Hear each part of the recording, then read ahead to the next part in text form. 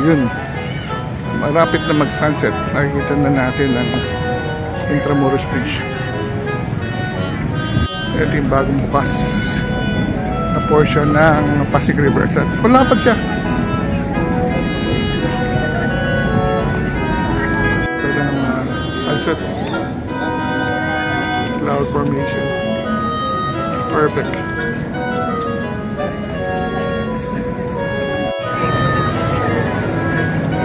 Super ganda.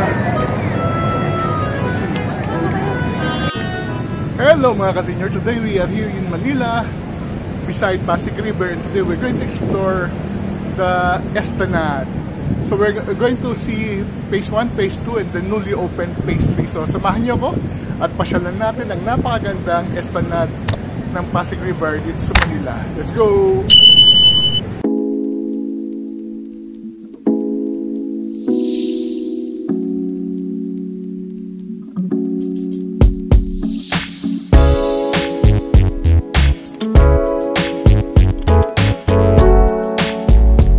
Tayo dito sa may dulo ng post office. Dito nag-start, pero eventually this would be extended also. Papunta doon sa Pasig Laguna.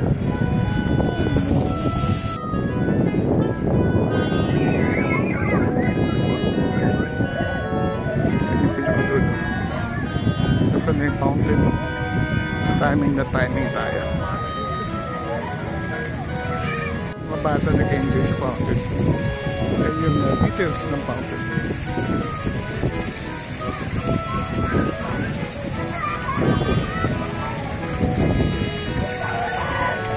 Pinakadulo at natin sa kabilang side ang escolta. So again, we're showing you the details of Escolta Manila and Pasig River. So dito nakikita natin yung light sa basta. Mamayang gabi maganda yung fountain na yan. Hopefully maabutan natin. So balik tayo. So nakikita na natin yung Binondo Intramuros Bridge. Medyo malinis ngayon yung Pasig River ngayon, ha. Mamaya sisinday yung mga ilaw na yan.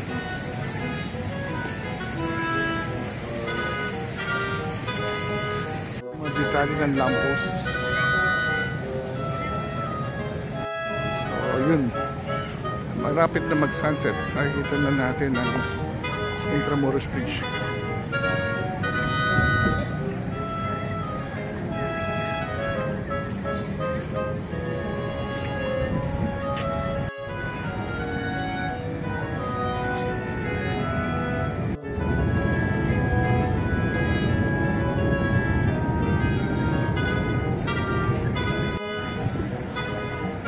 Marami pa rin naman siya.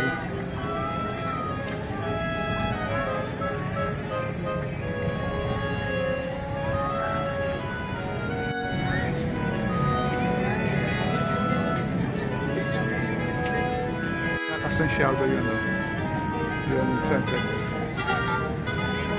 So okay, so nagtitinda ng bulaklak, marami naman dyan. And then nag-start ng bumaba ang araw dito sa may Pasig River.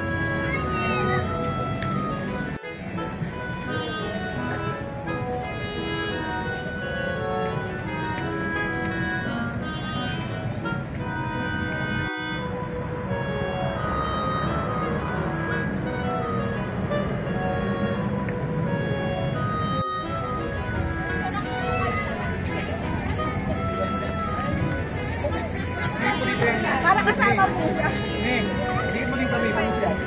Bayaran ka pa siya.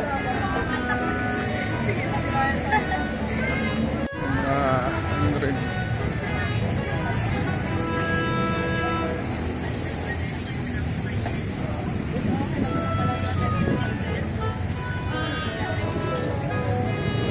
Then bababa tayo sa ilalim ng Jones Bridge para sa phase 2. Tingnan natin kung doon yung bago.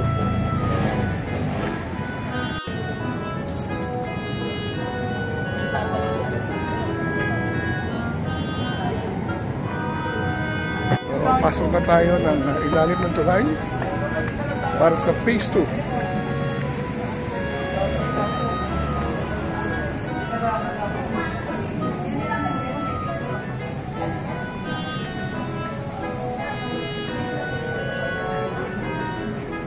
start of phase 2.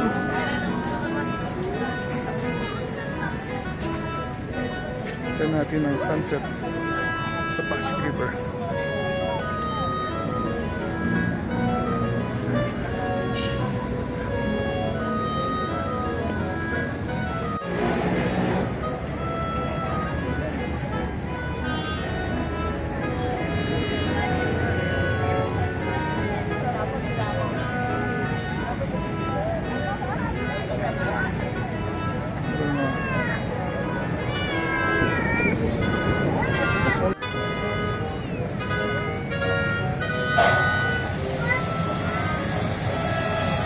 May mga ginagawa pa.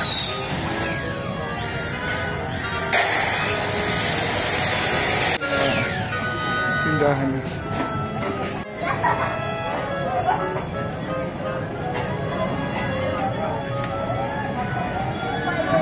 So may mga restaurants na.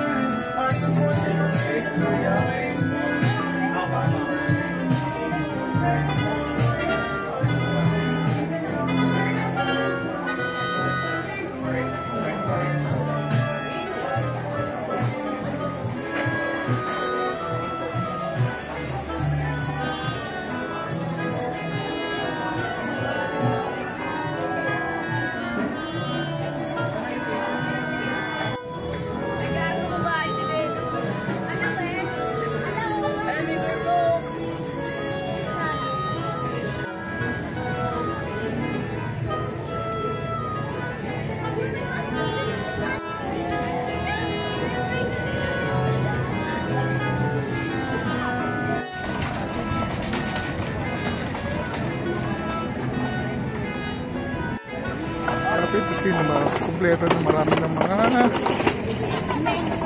pwedeng bilhin dito. So, support the local industry.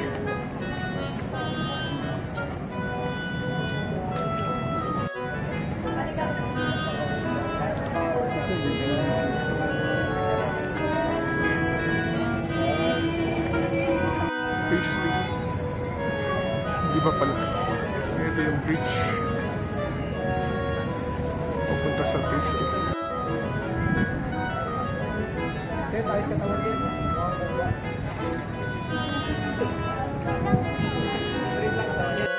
So papunta na tayo sa pastry, newly opened few days ago lang.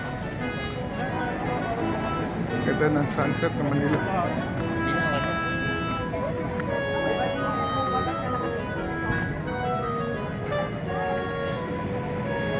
Saan kaya itong pastry?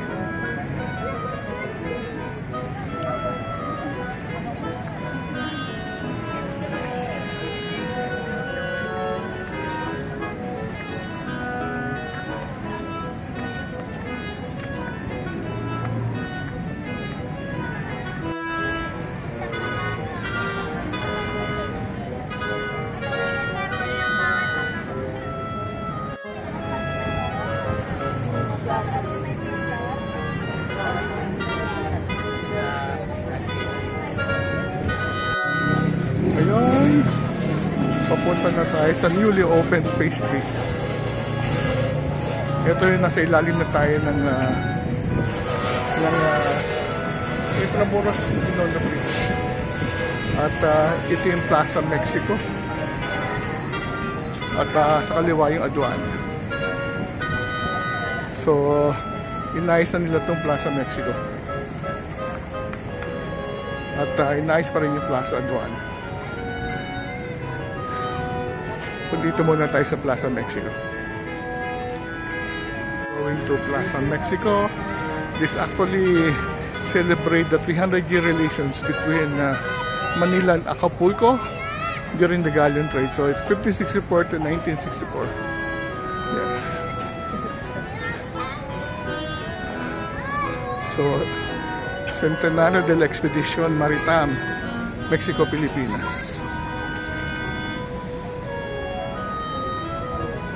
1964 to 1964 to 1964. Yung Aduana building, ginagawa na rin ngayon. So hopefully malapit na rin matapos. Pero ito yung importante. The Expedition Maritime Mexico, Pilipinas.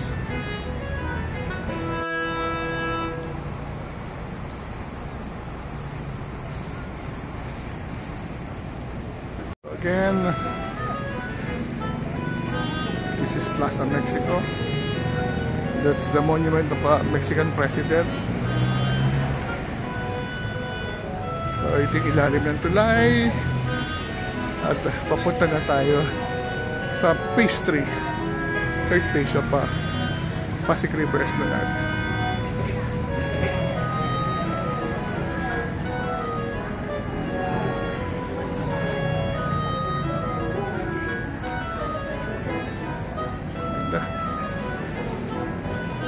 Nabigyan ng buhay ang Pasig na malinis ngayon.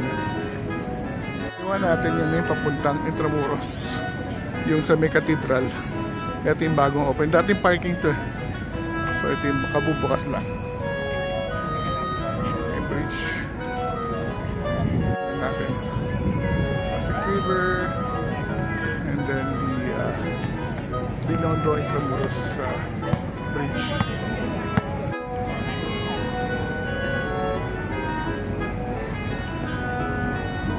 Ito yung bagong bukas na portion ng Pasig River.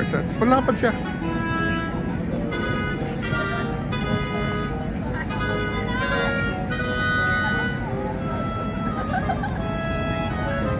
Hanggang saan kaya ito? Ito yung sunset.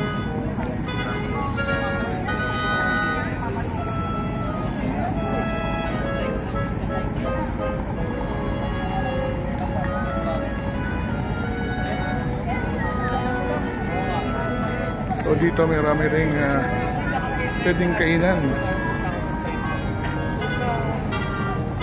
Maraming pwedeng bilhin.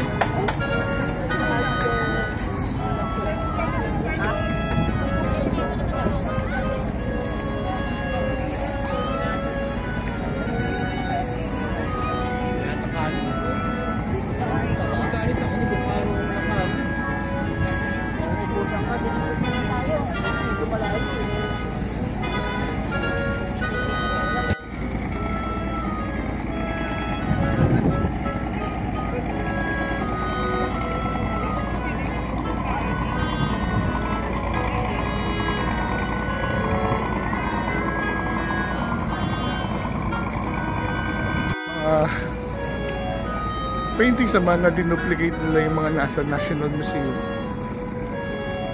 So lapad oh. Hanggang saan kaya ito?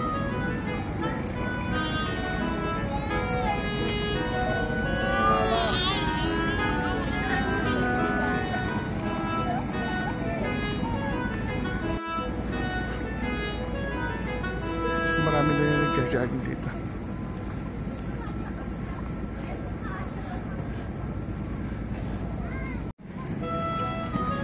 Mas simple yung mga lamppost dito compared doon sa kabila.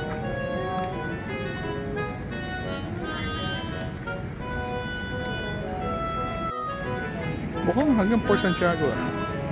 Ito kasi yung likod na ng Port Santiago. Tingnan natin makakarating tayo ng Port Santiago.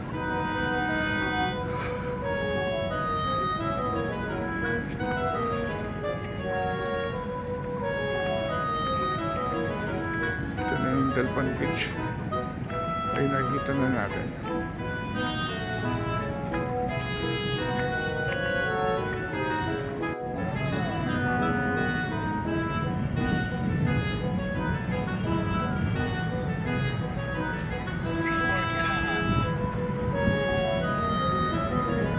Ito likod na ng ano to ng Port Santiago. Nasaan kaya? Tingnan natin.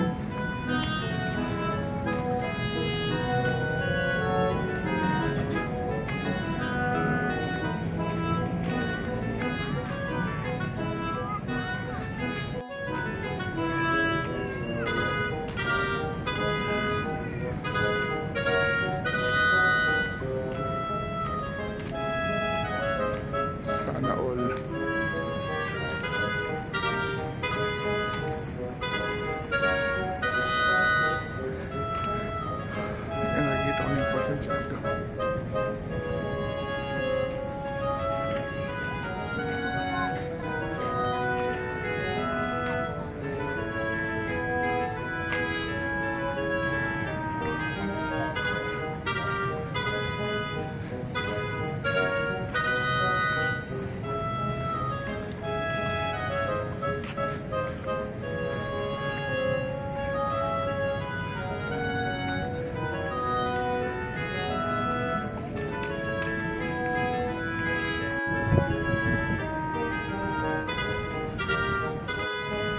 Yung mga original.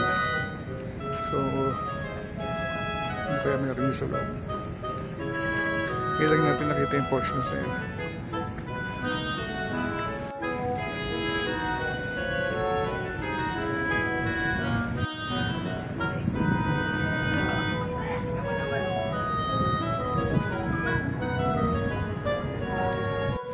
Let's continue walking. Wala na kulay.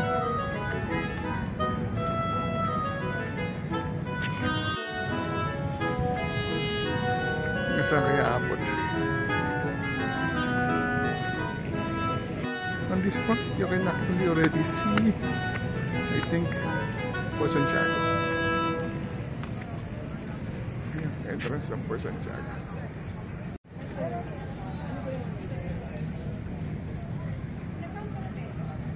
Ito pala yung pinakadulo ng tubig sa Port Santiago. Ang mga tao. Entrance is 75 pesos, 50 pesos. So, sa side ng Esplanade, pwede na kayo pumasok ng Port Santiago. Nice. Ganda ng ating gusto yung portion na to para mas tahimik to. Tsaka yung mga ilaw parang subdued. Doon kasi masyadong matingkad yung ilaw. Siguro mamayang gabi maganda to. Kahintayin natin.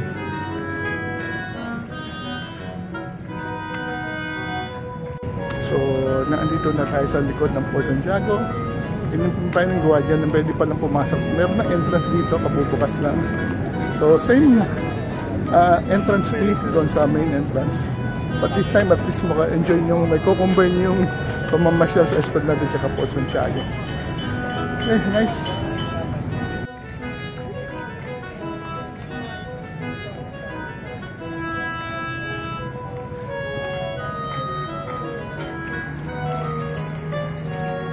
I believe this portion ito yung Rahasa Diamond. Unless sa taas pwede kayong lumakad din dyan.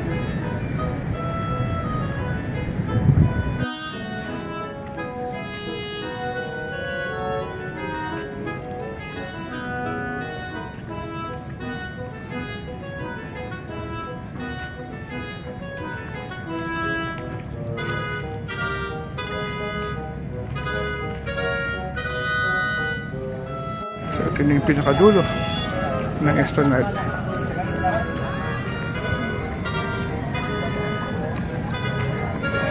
Meron gate dito pero sinara na nila. Yan. Ito na yung pinaka Port Santiago yung loob.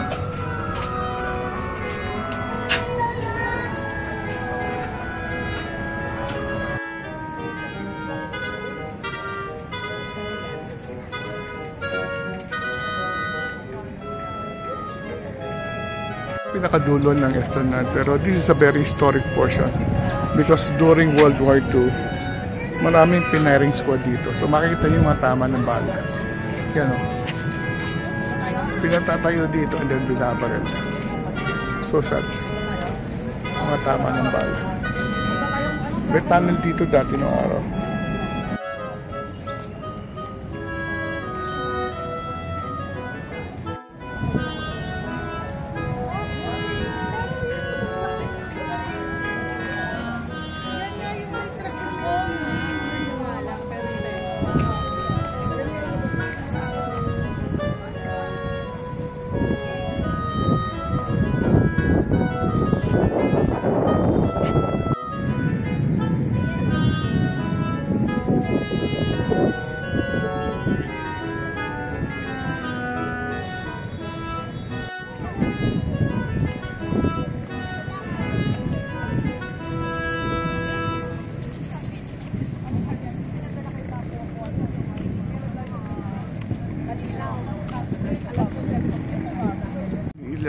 Santiago.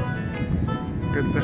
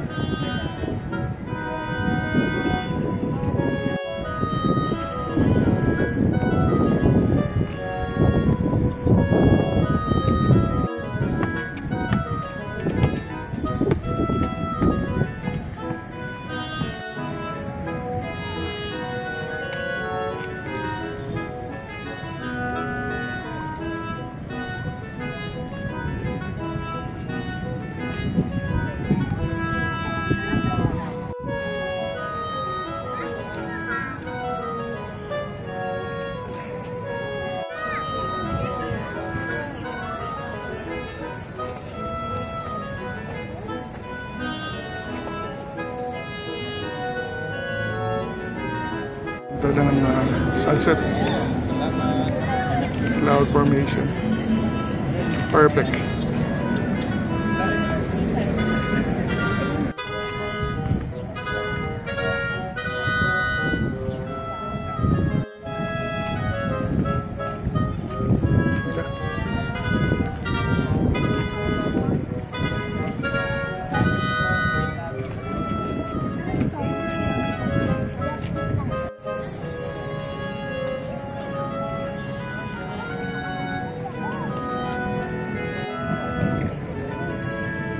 Ganda ng Manila.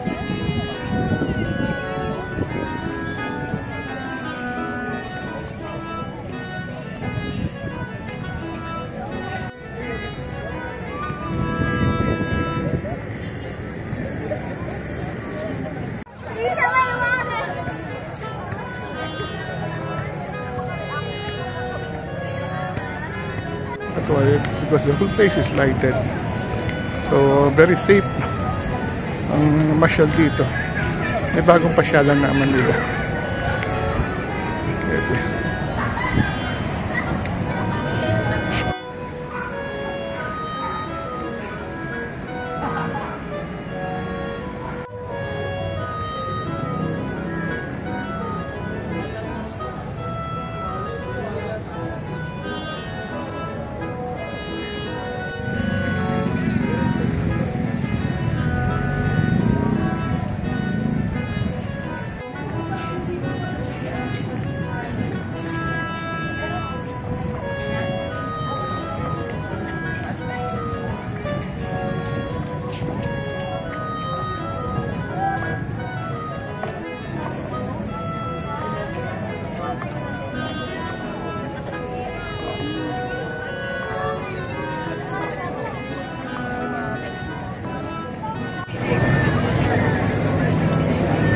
Ganda.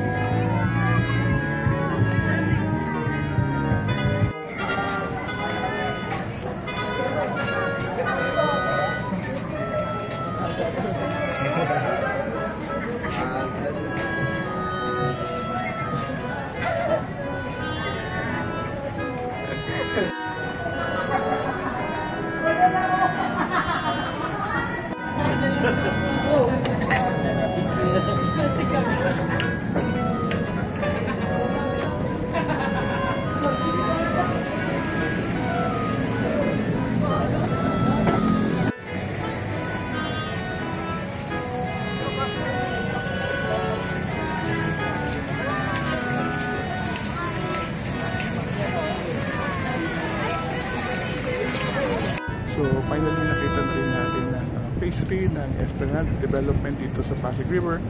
I'm very happy to see na tinuloy hanggang dito sa Port Santiago yung development. Ang ganda ng ginawa nila, yung mga lighting mas subdued compared doon sa phase 1 and phase 2. Mas tahimik yung lugar nito dahil actually nasa likodan natin yung Port Santiago. Ito yung Raso Daiman. And then nakita rin natin na mas malapad yung walkway at saka kung niretain nila yung original na lapad ng Port Santiago. So nakikita natin yung also makita din natin na from here meron ding entrance na pwede kayo pumasok sa may Esplanade na mismo, so you can now enjoy both Esplanade and Port Santiago. So yung word na paseo sa hapon talagang mukhang magagawa nyo dahil nakita natin na napakaganda na sunset yung hapon na ito. Yan, yung sa likod natin. Yan yung pinakadulo. At doon sa banda na yun, nandun yung phase 1 and phase 2 na babalikan natin. So with that, I'd like to thank you very much for joining me in this short but sweet exploration of Intramuros Pasig River Esplanade. With that, maraming salamat. Happy Quadra kayo. Until next time, see you.